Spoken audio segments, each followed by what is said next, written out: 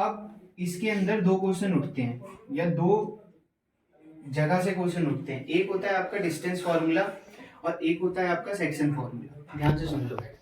तो distance formula जो रहता है डीएफ लिख देते हैं जिसको हम शॉर्ट फॉर्म में, वो 2 पॉइंट के बिटवीन होता है।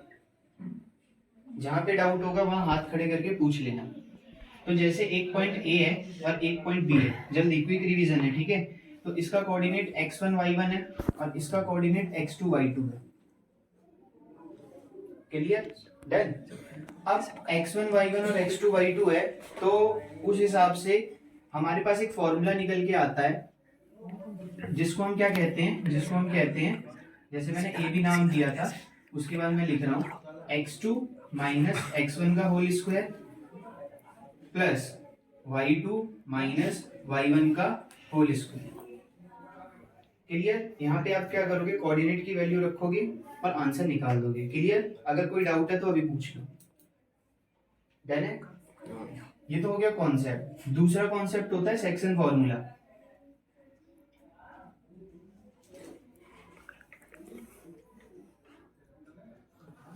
क्लियर? अब इसमें क्या होता है, जैसे ये लाइन होती है तो ये लाइन जो है वो कहीं ना कहीं किसी ना किसी रेशो में डिवाइड होगी। तो उस रेशो को पहले को हम m1 कहते हैं और दूसरे को m2 कहते हैं। जहां पे डाउट होगा वहां पूछ लेना। कोऑर्डिनेट क्या है, x1 y1, कोऑर्डिनेट क्या है, x2 y2। डन है? आप यहाँ पे फॉर्मूला निकालते हो। अब सपोज करो जहां पे ये डिवाइड हो रहा है ना, सेक्शन फॉर्मूला में जहां पे डिवाइड हो रहा होता है उस वाले के कोऑर्डिनेट को निकालना होता है। एक्स और वाई करके बोलते हैं इसको, एक्स और वाई करके। क्लियर? तो अगर हमें एक्स निकालना है तो हम क्या करेंगे, m1 x2 plus m2 x1 upon में m1 प्लस m2।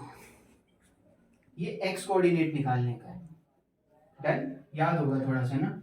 अगर y निकालना है तो m1 y2 plus m2 y1 upon में m1 प्लस m2। क्लियर है?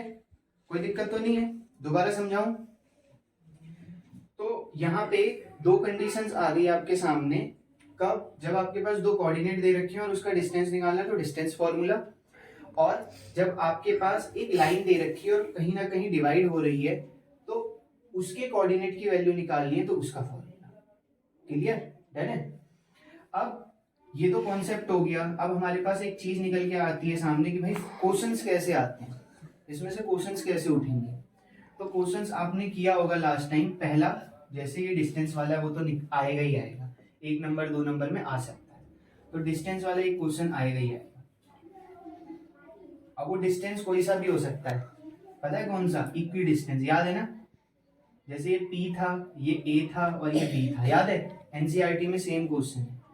तो आप क्या करते थे, PA का डिस्टेंस निकालोगे और PB का डिस्टेंस निकालोगे और दोनों को इक्वल कर दोगे। ये क्वेश्चन आता है। अच्छा, नीचे वाले जो था सेक्शन फॉर्मूला, उसमें क्या होता है, एक क्वेश्चन दिया जाता है कि एक लाइन है वो ट्राई सेक्शन कर रही है, मतलब 3 रेशो में डिवाइड हो रही है। तो अगर आप यहाँ वाला कोऑर्डिनेट निकालोगे तो क्या करोगे, यहाँ से यहाँ आप 1 कदम चल रहे हो और बाकी कितने 2 कदम चलोगे तो कितना रेशो हो गया, 1:2। नहीं आ रहा समझ? पर नहीं आ रहा समझ? अगर आपको इस वाले कोऑर्डिनेट को निकालना है तो आप 2 कदम चले हो, उसके बाद 1 कदम चले हो तो 2:1। अब कोऑर्डिनेट चाहिए थे ना x1 और x2 और y1 और y2, वो ये रे x1 y1 और x2 y2। अगर नहीं आया समझ तो बताओ, दोबारा समझाऊं? ये था। तो ये दोनों क्वेश्चन इंपॉर्टेंट है पूरे उसमें। क्लियर? बाकी लाइन वाले क्वेश्चन जो है पर एनसीईआरटी के क्वेश्चन करके जाना।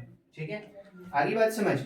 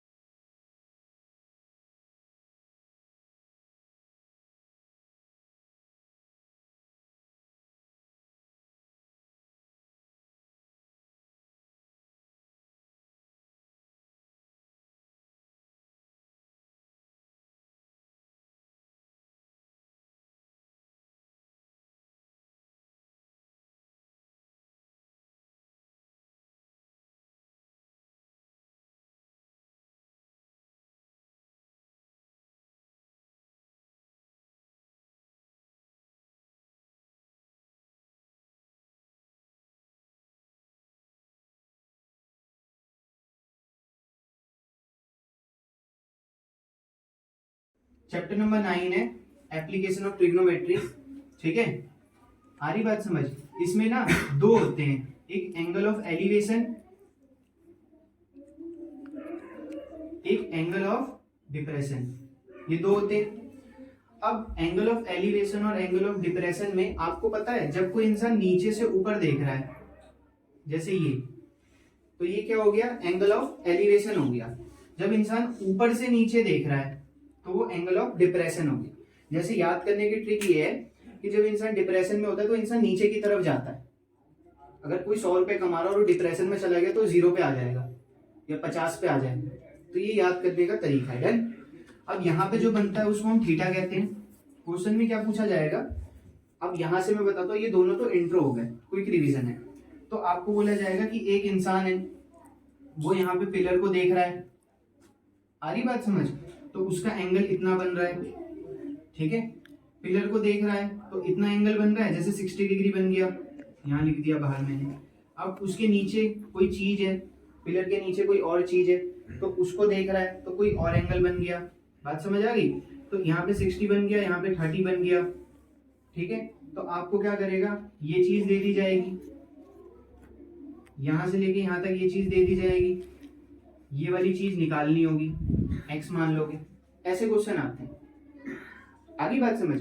अब आप क्या करोगे, आप हमेशा जैसे यहाँ पे कोशिश ये करोगे, जब भी आपके पास एप्लीकेशन ऑफ ट्रिग्नोमेट्री का क्वेश्चन आएगा तो उसमें आप हमेशा ज्यादातर साइन, कॉस और टेन, इन तीनों का फॉर्मूला लगाओ। आगे बात समझ, साइन, कॉस और टेन का फॉर्मूला लगाओ, ठीक है। जो एंगल दे रखा है पहले उसकी वैल्यू निकालोगे। जैसे यहाँ पे दे रखा है, एग्जांपल के लिए मैं बता देता हूँ, मैं यहाँ पे 10-30 डिग्री निकालता हूँ। 10-30 डिग्री क्या आ जाएगा, x अपॉन ये जो वैल्यू दे रखी है वो, यहाँ से मेरे पास x की वैल्यू आ जाएगी। फिर मैं क्या करूंगा, उसको 1060 की वैल्यू निकालूंगा और उसमें पुट कर दूंगा x की जगह, सॉल्व करूंगा, आंसर आ जाएगा। आपके पास एनसीईआरटी में ऐसे क्वेश्चन है, एक बार ट्राई करना। सर ये 10 कैसा है? यहाँ पे परपेंडिकुलर है और बेस है, तो हमेशा परपेंडिकुलर और बेस का फॉर्मूला क्या होता है, tan थीटा ही तो होता है। तो यहाँ पे हाइपोटेनस भी तो है। हाइपोटेनस गिवन कहाँ है, जो चीज लेंगे हम, जो अच्छा, चीज ये गिवन है, कुछ दो चीज गिवन होता तो हाइपोटेनस का ही यूज करके आप फॉर्मूला बनाते। उससे एक है P/B और B/H, दोनों हाँ। अलग अलग फॉर्मूला, पता कैसे चलेगा कौन से? आप देखोगे ना, जैसे ऊपर अगर क्या B और H दे रखा है, बेस अपॉन हाइपोटेनस दे रखा है, तो आप cos थीटा का यूज करोगे। पर अगर परपेंडिकुलर और हाइपोटेनस दे रखा है तो आप sin थीटा का करोगे। यहाँ पे क्या गिवन था, यहाँ पे परपेंडिकुलर और बेस गिवन था, तो tan थीटा का यूज करोगे। अब ये वही वाली कंडीशन आ जाएगी कि आप tan थीटा मतलब tan 30 डिग्री का यूज करके आप x की वैल्यू निकाल के और उसको दूसरी वाली में पुट कर दो। और निकालना क्या है, एट द एंड x की वैल्यू तो निकालनी, जब सॉल्व करोगे तभी तो आएगा। अगर नहीं आया समझ तो बताओ, क्लियर है, कोई दिक्कत? स्टैटिस्टिक में क्या होता है, स्टैटिस्टिक में आपको पता है पहला, दूसरा और तीसरा, ये 3 पॉइंट आपको याद रखने। पहला मीन, मीडियन और मोड, ये 3 याद रखने। अच्छा, मीन, मीडियन और मोड, इन तीनों के फॉर्मूले याद रखने। मीन के भी आपका था, ठीक है, 3 फॉर्मूलेस थे, मीन कैसे निकाल लो। अगर आपको डायरेक्ट से निकल रहा है तो आप डायरेक्ट से निकाल दो, क्या दिक्कत है, मीन ही तो बोला है, ये थोड़ी बोला है। अच्छा हाँ, स्टेप डेविएशन मेथड से बोला जाएगा तो उससे निकालना है, दूसरे वाले मेथड से बोला जाएगा तो दूसरे से निकालना है। और अगर कोई मेथड से नहीं बोला जा रहा है कि मीन इस मेथड से निकालो, तो आप डायरेक्ट मेथड से निकाल दोगे। उसका फॉर्मूला था, याद है ना, सिग्मा FI/XI अपॉन में सिग्मा FI। आ रही बात समझ, क्लियर, ये था। अब मीडियन का फॉर्मूला, अगर मीडियन निकालना है तो उसका था L + n/2 minus CF/F into में H, यही था, क्लियर है। मोड वाला था, उसका फॉर्मूला बताओ, sigma FI plus F1 minus FO upon F1 minus F0 upon 2F minus F2, ऐसी था कुछ, क्या था, L plus F1 minus FO by 2F1 minus FO minus F2 into H। हाँ, ये वाला फॉर्मूला था। तो इससे भी याद करना है कि मोड भी पूछ लिया जाएगा। अब मेन और एंड वाला क्वेश्चन कि इनमें से क्वेश्चंस कैसे उठते हैं, तो आप 9th क्लास के नहीं हो जो डायरेक्ट बोल दिया भाई 4-5 नंबर दे रखे हैं, मीन निकाल दो, ऐसे नहीं होगा। 5 नंबर का एक क्वेश्चन जरूर है, 5 नंबर का एक क्वेश्चन लिख के ले लो।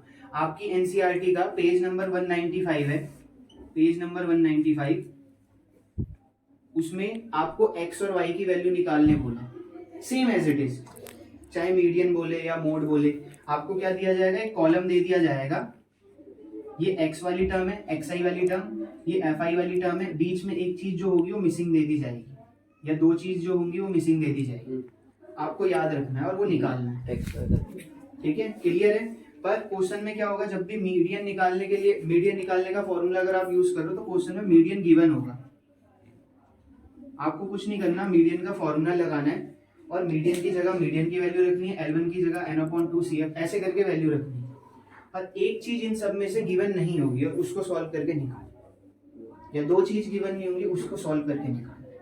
तो 5 नंबर का एक क्वेश्चन तो पक्का है भाई यहाँ से, ये मान लो, अगर करके जाओगे तो 5 नंबर आपके पॉकेट में, नहीं करके जाओगे तो मामला खत्म। अब आ रहा हूँ मैं अगले वाले चैप्टर की तरफ, ठीक है।